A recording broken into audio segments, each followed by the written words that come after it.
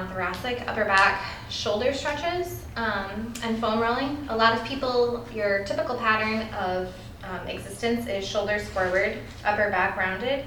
And so what we do is we tend to build strength in that pattern of movement. So we're going to try and do today is open that space, shoulders back and down. You're going to try and relax your head and neck a little bit. And then I'll show you a couple of stretches we're going to do over at the wall. So a little bit of foam rolling, a little bit of stretching, a little bit of wall usage. So the wall is your friend. Everybody has a wall. Somewhere in their life you have a wall. So trying to utilize the things that are at your disposal. So like, let's say you don't have a foam roller. That's okay. I'll show you a couple of things you can do with the wall. So the first thing we're going to do is we're going to stretch just a little bit. So come to comfortable seated. And then you might remember these from like PE. So pretty much every PE teacher out there has taught this stretch, but I don't think that we do it correctly. So on your inhale, you're going to just take those arms all the way up toward the ceiling. And then relax the shoulders down and away from your ears. Pull in from the low belly. And then you're just going to slowly start to bend that right elbow and drop it behind your back. And then take that left arm and grab just the top of the elbow. And then as you pull in from the low belly, you're going to try and keep your head in neutral so you're not looking down. Head in neutral so your spine is elongated. And then you're just going to use that left arm to give a little bit of weight, a little bit of added tension to that right shoulder as you extend toward the left side. And then see what's happening on the right side of my body is the right side of the body stretches and elongates through the rib cage as I stretch. So I'm going to try and keep my head in neutral. And I might even roll it over to the right side as I continue to lengthen through the right side of the body. Inhale, release.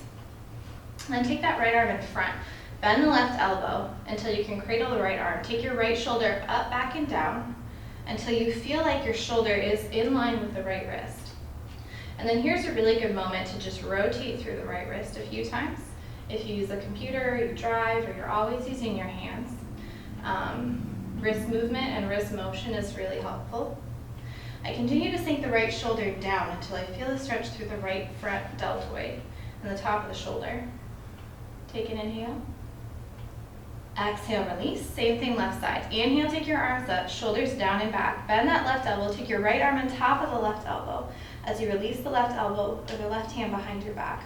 And then you're just slowly going to use the right hand to guide the left elbow over to the right as you stretch the left side of the body. Keep your head in neutral, not down here. And you might even look over to the left side. Spend a couple of inhales, a couple of exhales. And then when you release, take that left hand over to the right side so you're crossing it in front of your body. Bend that right elbow. And then take the left shoulder up, back, and down until you feel like the left shoulder is almost in line with that left wrist. Rotate through the wrist joint a few times. And then pulling in from the low belly, see if you can find that stretch through the front of the shoulder, in front of the deltoid. Take an inhale. And then when you exhale, release. Interlace your fingers back and behind. And then as you lift the middle part of the sternum bone up, the hands move away from the low back. Pull in from the low belly, tuck your chin into your chest. Keep breathing. And again, 3 to 5 breaths. And then when you exhale, release forward. And then if you have a roller, you're going to take that roller to the lowest part of your rib cage. So if you trace the front of your rib bone all the way back, you don't want to start any lower than that lowest rib. And then as you exhale, you're going to bend your knees and plant the soles of your feet down.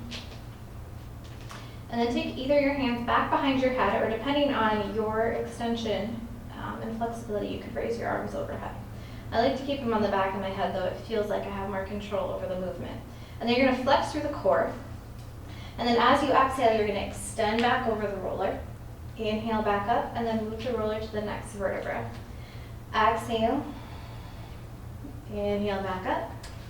And then continue to move the roller until you get all the way to the shoulder blades. So it could be 5 or 6 different times, depending on how slowly you move. And then I like to do it 2 times, so feel free to do it 2 or 3 times if that feels good. So after after you've rolled out that space, we're gonna bring the hands underneath the shoulders. Release the tops of the feet, and then pull in from the low belly. So it feels like your spine is one long line, head in neutral, so you're gazing down toward the mat. And then as you inhale, you're gonna sweep your chest forward, keep pulling the low belly up and in as you look toward the front of the room. And then as you exhale, arch through the upper back and the spine. Inhale, sweep and look forward. Exhale and arch one more time. Inhale slowly, sweep and look forward. Exhale and arch. And then inhale back into neutral. We're gonna find puppy dog pose. So walk your hands out as far as you can. Keep the toes curled under as you release your head down. A couple things about puppy dog. If you feel like there's a lot of tension up here in your chest or in your back, you can always use the block underneath your forehead. So the block has several different heights. You can utilize any of the heights of the block. So if I feel like my chest or my back is particularly tight one day, I might just drop my chest down onto the block first. And then you want to keep moving the low belly up and in. Relax your head and neck down to start with, especially if you're using the block. And then if you feel like you're at the point where you can relax down a little bit further, you can drop the chest down. Forehead to the mat or chin to the mat will give you more stretch through your thoracic and the top of the shoulder. Keep moving the low belly up and in. And you can stay right here, or you might be able to crawl the fingers out after a few breaths and drop the chest down a little bit further.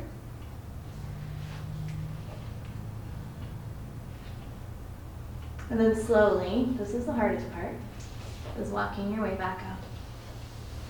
So sliding back up to table or rolling to one side or the other.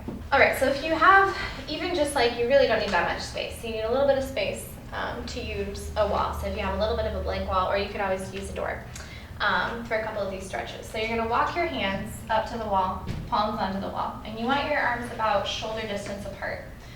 And then you can play with the space of your feet to the wall, but you wanna be able to drop the forearms down and then work the underarm toward the wall and your chest. So this is similar, if you're looking at it, to the puppy dog pose that we were doing on the mat before. But you want to be able to press back through your hips. And then what you're looking for is to find some stretch through the top of the arm, shoulder, upper back, and into your thoracic spine. And so you can stay there and hold that position for about 5 to 10 breaths. You can always bend your elbows. This is option 2. Bend your elbows, press the palms together. And then you want to be able to drop your chest down and look up. And then this gets a little bit deeper into my underarm and especially into my tricep. So if my triceps are tight, this is a great way to stretch them out. And then exhale, release. And then a drill. So a drill that you can do is using a block. Or if you have like a book or something else, you can always use that. But you're going to take that block back behind you. And then you're going to bring your elbows to the wall. And then you're going to look at the wall. So you're going to be gaze toward the wall or a little bit up. And then you want to work maybe the top of your forehead or perhaps like your chin to the wall eventually. And then what we're going to do is we're going to press the block as slowly as we can up and then bring it back down. So I'm going to show you what it looks like.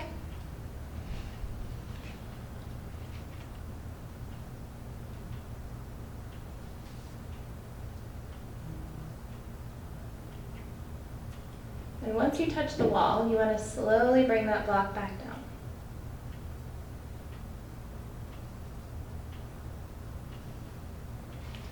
And you might repeat that 5 to 10 times. So what that is doing is it's working each of those tiny little movements that it takes to rotate through the shoulder, to bring the block up, and then to bring the block back down. And it's working in the middle of the back and into the thoracic spine. So if you're doing it slowly, you don't want the elbows to splay out to the side. You want to try and keep them in toward the center line with each movement. All right, and then let's say that you need a little bit more upper arm shoulder stretch. You're gonna just press one palm, one arm into the wall. And then I like to just take my other hand on top of my shoulder so I can feel when my traps are engaged or not. And you're just gonna drop down until you feel a stretch into your underarm. And then I like to keep my fingers here to remind my traps to stay off and relax. And then you're gonna do it on each side. So switch. And then just use your fingers to get the traps to relax a little bit. And then you drop just enough forward, pull the low belly in. So each time you're doing this, you're not just dumping the weight forward, you're keeping the low belly up and in as you stretch. All right, those are a couple things you can do at the wall.